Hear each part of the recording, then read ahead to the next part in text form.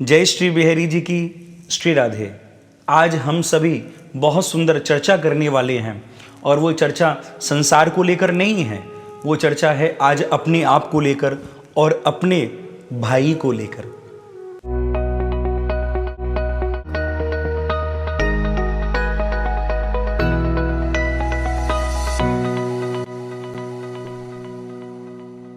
वैसे शास्त्रों में भाई को निमि कहा है। निमि जैसे पल्क होती हैं, पल्क की गणना भाई से की गई है। जैसे एक पुष्प यदि आपकी आंखों पर कोई फेंके तो निमि अपने आप नीचे झुक जाती है, बंद हो जाती है। उसी प्रकार जब भाई को कष्ट होता है तो स्वतः ही दूसरा भाई जो है वो झुक जाता है।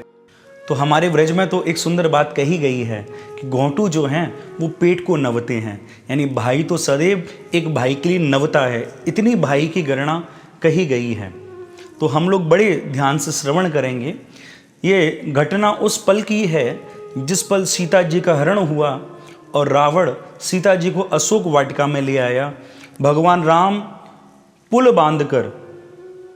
बांधकर लंका में आ गए और वहाँ ऐसी स्थिति हो गई कि रावण को असमय में कुंभकर्ण को जगाना पड़ा। कुंभकर्ण जागा, पूछा मुझे जगाया क्यों है? तो सब ने कहा कि रावण सीता का हरण कर आए हैं। तब कुंभकर्ण रावण के पास पहुंचा और रावण को बड़ी खरी खोटी सुनाई है कि भाई ये कैसा अपराध तूने कर डाला? अरे पराई स्त्री को हरना भी पाप है और उसमें भी तू जगत जननी को हर लाया। ये पाप क्यों कर डाला तूने? अभी भी कुछ बिगड़ा नहीं है। राम को उनकी भार्या सीता जी लौटा दो, यही संधि कर लेते हैं, मित्रता कर लेते हैं, उसमें ही लाभ है। लेकिन रावण माना नहीं। रावण ने कहा कि उपदेश मत दो मुझे, और मैं संकट में हूं, यदि साथ निभा सकते हो तो निभाओ, नहीं तो तुम्हारे उपदेश की जरूरत नहीं मुझे। तब कुंभकर्ण युद्ध भूमि पर युद्ध लड़ने के लिए पहुंचा और तब उसका सामना हुआ विभीषण से। जैसे ही एक भाई ने दूसरे भाई को देखा, तुरंत आंखों में आंसू भर आए कुंभकर्ण के, और कुंभकर्ण विभीषण के पास पहुंचा।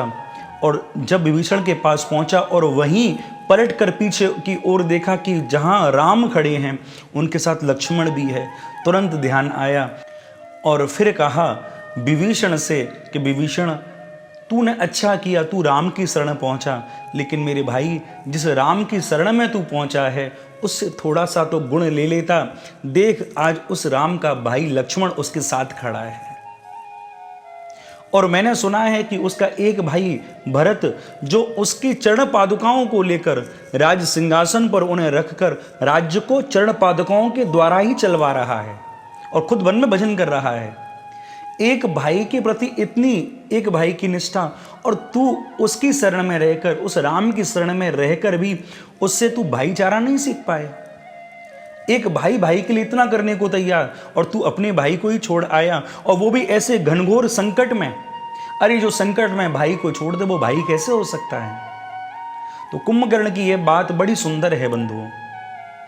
आज स्थितियां क्या है? हम दान करना चाहते हैं, हम यज्ञ करना चाहते हैं, अन्य बहुत धर्म भी करना चाहते हैं, लेकिन याद रखना मेरे भाई बंधुओं, यदि आपका भाई कष्ट में है और वो दुखी है तो सबसे बड़ा धर्म यही है कि आप अपने भाई के साथ खड़े रहो। आपका आपके भाई के साथ खड़ा होना ही उस समय सबसे बड़ा धर्म है, ना कि उस समय किन्हीं गरीबों को खिलाना या कोई अन्य कुछ भी करना। सबसे बड़ा धर्म उस समय यही है कि हम अपने भाई के साथ खड़े हों। मैं तो हमेशा कहता भी हूं कि दान देने से पहले एक बार अपने घर की ओर जरूर निहार लेना। ऐसा ना हो जो तुम तो दान कर रहे हो लेकिन उस समय उस दान की आवश्यकता सबसे ज्यादा तुम्हारे ही भाई को हो, तो उस समय तुम भाई को तो नहीं दे रहे लेकिन बाहर दान कर रहे हो, तो ऐसा दान लगता भी नहीं है। तो भैया संकट में यदि भाई हो तो अपने भाई के संग खड़े रहना ही हमारा प्रथम दायित्व है। कई बार मैं लोगों से कहता हूँ, कथा में चर्चाएं होती हैं तो लोग कहते हैं कि महाराज जी आपको नहीं पता हमारे भाई ने कितना हमारा साथ धोखा कर दिया, हमारे पैसे रख लिए। मैं कहता हूँ अरे पागलो, एक बात बताओ, तुम रास्ते से कहीं जा रहे हो और कोई तुम्हारे पीछे गन लगा दे और तुमसे कहे कि जो भी पहना सब उतार दे, तो आप सब उतार दोगे, यहाँ तक कि फ़ोन भी उसे दे दोगे। जब आप एकांत में पहुँचोगे, जब शांति मिलेगी तो कहोगे अच्छा हुआ आज मैं बच गया, नहीं तो मैं मर जाता।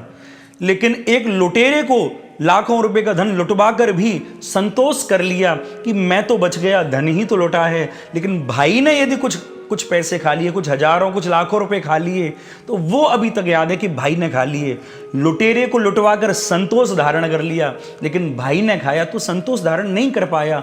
कहाँ हमारी मति बिगड़ रही है, कहाँ इस दुष्ट बुद्धि को लेकर जी रहे हैं भैया। जब लुटेरे को खवा कर भी संतोष धारण कर लिया, वैसे ही भाई ने खा लिया, तब भी संतोष धारण करो, क्योंकि भाई जैसा यदि इस दुनिया में दूसरा कोई हो तो कहाँ फिर कोई बात है। भाई जैसा तो कोई हो नहीं सकता। और याद रखना, जो भी इस वीडियो को देख रहे हैं, आज मैं भी इस वीडियो को जो कह रहा हूँ, हम लोग ही एक पीढ़ी बची हैं जो भाई का सुख प्राप्त कर रहे हैं।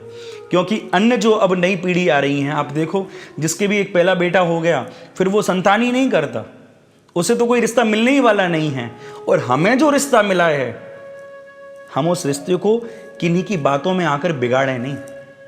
भाई से बढ़कर इस जग में कुछ नहीं होता। मुझे तो मैं क्या बोलूं और कैसे बोलूं। मुझ पर इतनी कृपा है बिहारी जी की, इतनी कृपा है।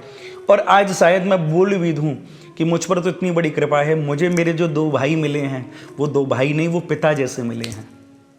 मैं तो एक से छोटा भी हूँ और एक से बड़ा भी हूँ, लेकिन फिर भी मैं ये कहूँगा कि मेरे भाई ही मेरे पिता जैसे हैं। जैसे भाई ईश्वर ने मुझे दिए, ऐसे भाई सभी को दें। और यदि आपको लगता हो कि आपके भाई वैसे नहीं हैं, तो थोड़ा आप भी उनके साथ अच्छा होने का प्रयास करें। हो सकता है कि आप भी कहीं गलत हों, इसलिए वो गलत हो रहे हैं। तो आप यदि उनके साथ अच्छे होंगे तो वो भी आपके साथ अच्छे हो जाएंगे। तो कहने का भाव बस यही है कि जो ईश्वर ने बंधन हमें बांध कर भेजा है, उस बंधन से अलग ना हो।